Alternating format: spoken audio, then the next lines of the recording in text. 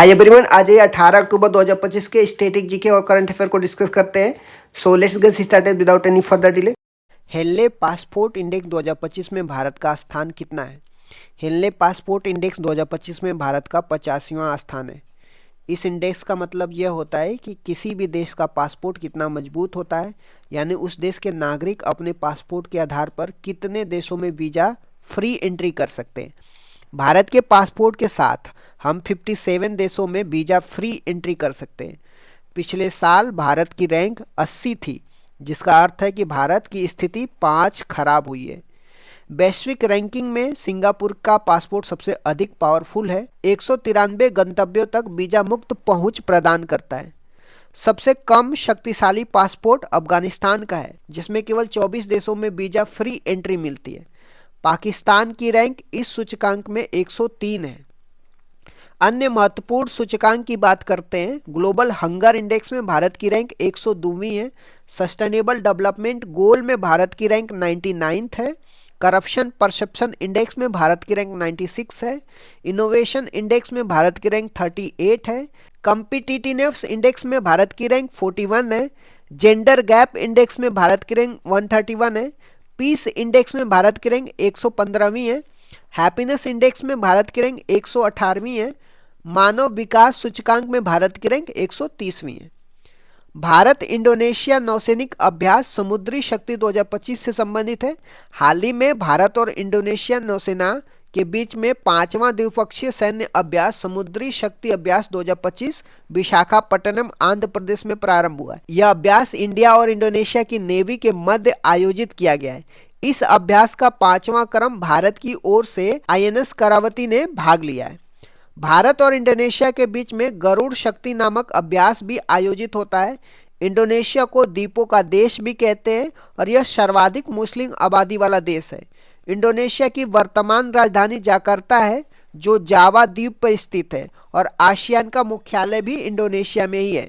भविष्य की राजधानी नूसंतारा होगी, जो बोर्नियो आइलैंड पे होगी। क्वेश्चन नंबर 3 में आ जाते हैं। आईयूसीएन प्रजाति अस्तित्व आयोग के पहले एशियाई अध्यक्ष कौन बने? भारतीय संरक्षणवादी विवेक मेनन को हाल ही में आईयूसीएन प्रजाति अस्तित्व आयोग का पहला एशियाई अध्यक्ष नियुक्त किया गया है। यह नियुक्ति आईयूसीएन के इतिहास में पहली बार हुई है कि कोई भी एशियाई अध्यक्ष बना है। उनका कार्यकाल 2025 से 2029 तक रहेगा। यह नियुक्ति अबू धाबी में आयोजित विश्व संरक्षण सम्मेलन के दौरान की गई है। आईयूसीएन की स्थापना की बात करते हैं, 1948 में हुई थी और इसका मुख्यालय ग्लैंड स्विट्जरलैंड में। फिक्की की बात करते हैं, इसका विस्तार रूप भारतीय वाणिज्य और उद्योग परिसंघ है। इसके अध्यक्ष अनंत गोयनका और फिक्की की स्थापना 1927 में हुई थी। आ जाते हैं प्रश्न संख्या 4 में। सीजन 137 संदूषण से निपटने हेतु प्रेशियन ब्लू कैप्सूल भेंट की बात करते हैं। भारत ने हाल ही में इंडोनेशिया को सीजन 137 संदूषण से निपटने हेतु प्रेशियन ब्लू कैप्सूल भेंट किया है। यह कैप्सूल सीजन 137 है, जो एक रेडियो एक्टिव तत्व है। इसके संदूषण को रोकने में सहायक होते हैं। इंडोनेशिया के सुमात्रा द्वीप पर लौंग के खेती में सीजन 137 के अंश पाए गए। अतिरिक्त पॉइंट देख लेते हैं। रेडियो सक्रियता की इकाई बैकुरल या क्यूरी है। रेडियो सक्रियता की खोज हेनरी बैकुरल और मैडम क्यूरी ने की थी। पानी में पारे के संदूषण से मिनीमाता रोग होता है और कैडमियम के संदूषण से इटाई रोग होता है। नाइट्रेट के संदूषण से ब्लू बेबी सिंड्रोम होता है। राबू बाला सरस्वती देवी का निधन हो गया। ये तेलुगु सिनेमा की पहली पार्श्व गायिका प्लेबैक सिंगर रह चुकी हैं। राबू बाला सरस्वती देवी का 97 की आयु में निधन हो गया। उनका निधन हैदराबाद में हुआ है। वो ऑल इंडिया रेडियो की पहली लाइट म्यूजिक सिंगर भी थी। उन्होंने अपना गायन की शुरुआत 1943 में लक्ष्मी फिल्म से की थी। अतिरिक्त पॉइंट देख लेते हैं। पंकज धीर, जिन्होंने भारत में कर्ण का रोल निभाया था, उनका भी अभी निधन हो गया। वर्तमान में भारत में कुल 11 शास्त्रीय भाषाएं हैं, जिसको क्लासिकल लैंग्वेज बोलते हैं, जिसमें असमिया, बंगाली, प्राकृत, पाली, मराठी नई जोड़ी गई है। 30वीं सीनियर महिला राष्ट्रीय फुटबॉल चैंपियनशिप राजमाता जीजाबाई ट्रॉफी 2025 का खिताब मणिपुर ने जीता है। फाइनल मैच छत्तीसगढ़ के नारायणपुर में आयोजित हुआ है। यह मैच मणिपुर और बंगाल के बीच हुआ है, जिसमें मणिपुर 1-0 से विजेता रहा है। मणिपुर ने यह खिताब 23 बार जीता है। राजमाता जीजाबाई छत्रपति शिवाजी महाराज की माता का नाम था।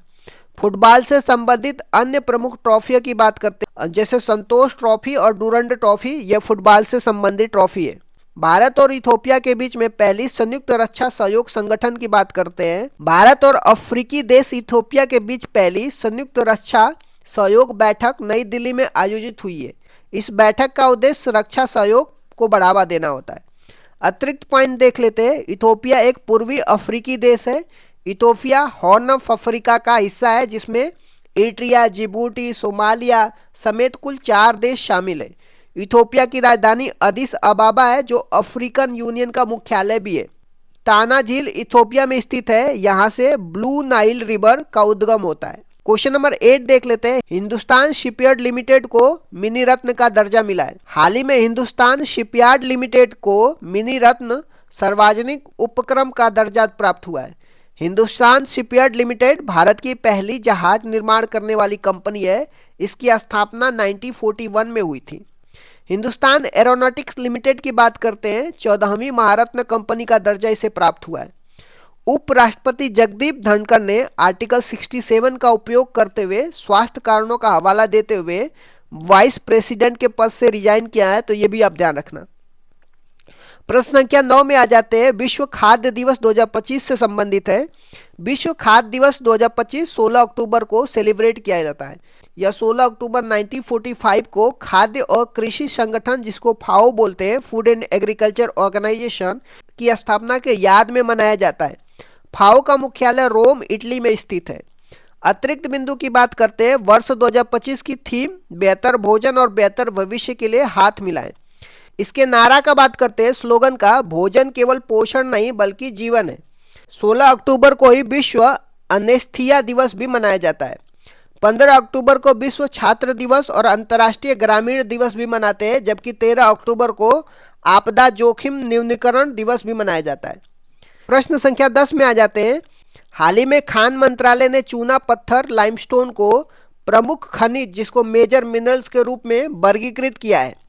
इस वर्गीकरण का मुख्य उद्देश्य व्यापार में सुगमता लाना होता है। इसके पहले अवरक, जिसको माइका बोलते हैं, फेल्सफोर, क्वार्ट्ज, बेराइट्स को भी गौण खनिज से प्रमुख खनिज के रूप में वर्गीकृत किया है। रसायन विज्ञान में बिना बुझा हुआ चूना, जिसको कैल्शियम ऑक्साइड बोलते हैं, में जल मिलाने पर बुझा हुआ चूना, जिसको कैल्शियम हाइड्रोक्साइड बनता है। बुझे हुए चूने में CO2 गैस प्रभावित करने पे कैल्शियम कार्बोनेट बनाता है, जिसका रंग सफेद होता है। बुझे हुए चूने में क्लोरीन गैस प्रभावित करने पे ब्लीचिंग पाउडर बनाता है, जिसे विरंजक चूर्ण बोलते हैं। इसका फॉर्मूला CaOCl2 होता है। तो इस तरीके से मैंने कुछ करंट अफेयर डिस्कस कर दिया। Thank you so much guys. Keep loving, keep supporting. Bye bye, see you.